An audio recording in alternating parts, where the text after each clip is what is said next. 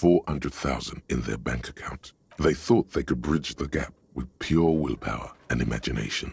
They couldn't. So they're done in by their ambition. No. Even then, success remained within an ever-narrowing margin of possibility that, despite everything, never entirely disappeared. That is, until they discovered the Valley of the Heads. The what? At the 11th hour, the lead designer, Jimsk-born Sulisław Jalisa, decided that what Wirral Untethered needed was a secret mystical location at the extreme edge of the map. This place was to be the Valley of the Heads, where the heads of all the headless constructs could be found. The player would have been able to choose a head for their headless party member, and each head would have been voiced on air by a professional actor. That's insane. The world had never seen their kind before, and might never again. How many heads? So many. The last count, there were approximately 10,000 heads for 10,000 headless men, all of which could be endlessly recombined. How many combinations could you make? Do you really want to know? There seems to be a calculation here, but it may take a while. Yeah, how bad could it be?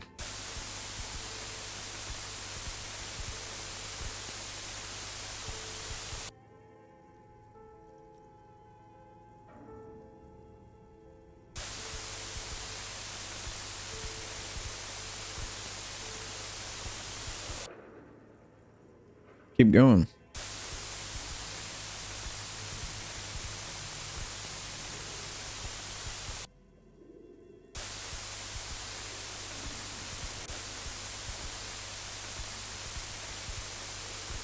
Keep going.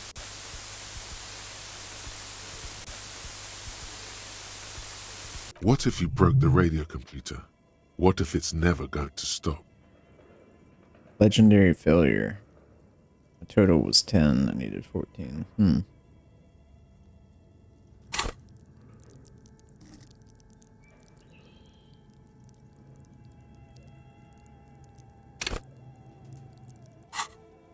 Let's let the numbers wash over you.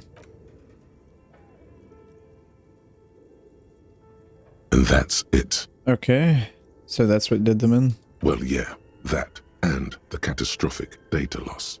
Must be the anomaly Suna mentioned in the church log. On the nature of the data loss, there's ominously little information in the production log. It comes at the very end where things get fuzzy and dark, where tables and numbers seem to vanish into an eerie nothingness, before the Igaunian investors pulled the plug.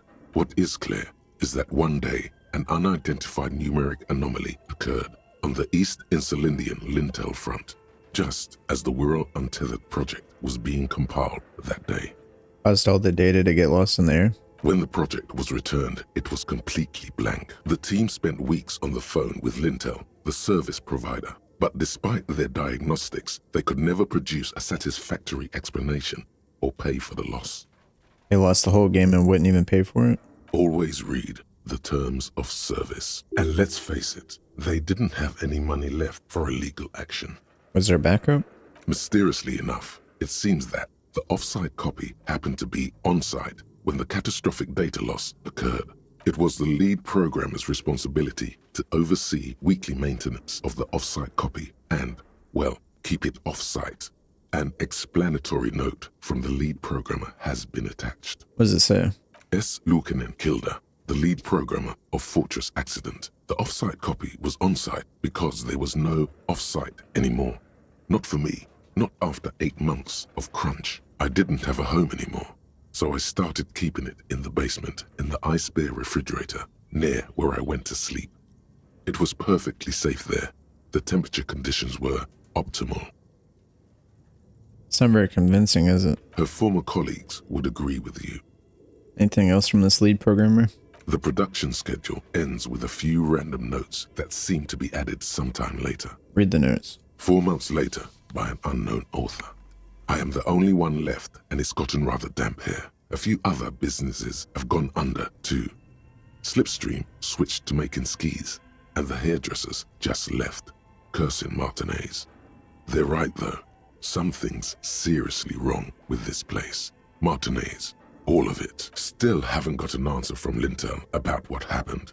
All I could get were the physical coordinates of the error on the East Insulindian front on that day. Since the computation happened on air, I reckoned it had to coincide with an actually existing location. I have compared the coordinates to a map of Revachol West. Turns out it's only 800 meters from here. The address is Saint-Brun 1147. I am going there to look this thing in the eye. Saint-Brun 1147? That's what the street sign next to the church said. Tear off the printout and throw it away. Tiles on the cube are still smoldering, casting the framework in a soft glow. Fluorescent plain in production print schedule. The filament slides out.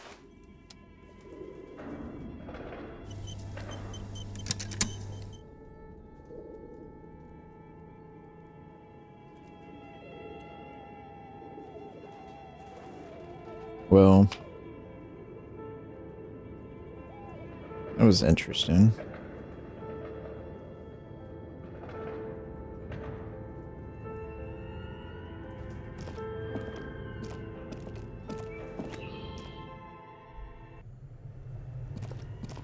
He said the backup was here. The bear's eyes are dead. Still need to get that tool and come back for this. This orange machine.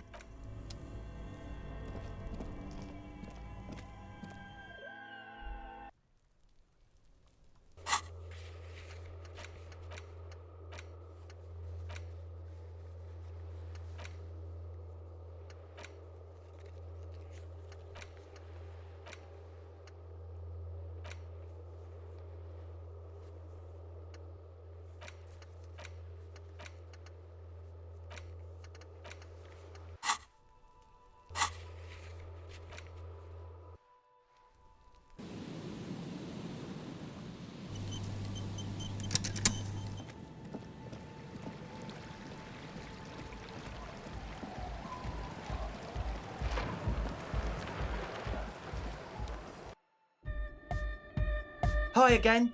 So, how are things going? Checked out the church. And? I talked to the crab man. Oh man! Who is he? What did you think? Seemed okay, to be honest. Very spiritual. Really? Huh. Interesting. What's he doing in the church? Just preaching and praying from the looks of it. No matter. Is he gonna be a problem? Yeah. Noid is right. Let's get back to the point. What are we gonna do about him? These guys will never catch him. You will never catch him. There's nothing to do. He keeps himself physically active, thinks spiritual thoughts, and doesn't drink. Who am I to evict such a person? He told me he wouldn't mind the nightclub. I dunno, man. Doesn't it feel like a major hindrance to you? A spooky guy climbing around when all the guests are trying to have nice friendly hyper time? Don't worry, I don't think he really gives a damn about you or anyone else. I guess it's not a massive problem, now that I think of it. Everyone is welcome to dance till the morning light! Yeah! Maybe. I guess we'll figure something out. Okay, but what about the other spooker? The one in Grandma's clothes? Did you see her? Yeah. A programmer? That's odd. What was she like? Did you ask her about the nightclub? She didn't like the idea. What a pity! That's my favourite thing in the world! And she doesn't like it at all! A shame. What can we do now? Do you see a way out of this jam? And into a laser-lit future of dance and unity? Unity! Dance! She made it clear she won't leave until her own project is finished. And you can't just evict her? We have to come up with a different solution. Look at you, Honour Man! No, Noid. He's right. Maybe we've approached it the wrong way after all. I'm sure there's a workaround. We can make a deal not to bother her. If that's okay with her, we only want to get in the church and spread the joy and ecstasy of music. The lines in the dark exist! Coexist! At least Crabman seems like an advanced being. He's hard. He'll understand. Yeah, he can do his climbing thing in the tower. And the programmer, does she like anodic dance music? She doesn't. Egghead cannot believe what you just said. It makes him pump the jam a little slower for a moment, but then he returns to the full swing of it. No worries. We'll figure it out. If coexisting fails, you can always muscle her out, right? If it's all okay with you, what do you think? I'll see how it goes. Excellent. Good luck, my friend. Goodbye, officer.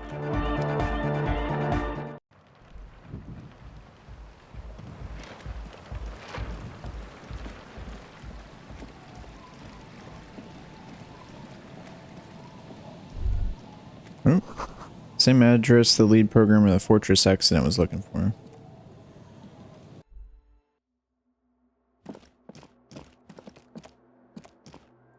Where's Mr. Crabman at? Yes, what is it? If you didn't have to leave, I talked to Andre. He wants to make it work. I don't want to make anything work. Why not? Yes, anything. I don't want to make anything work. Convince her. Hey, what makes the world go round? No, that's a bad idea. Don't say anything. She stares at the terminal. Suggestion.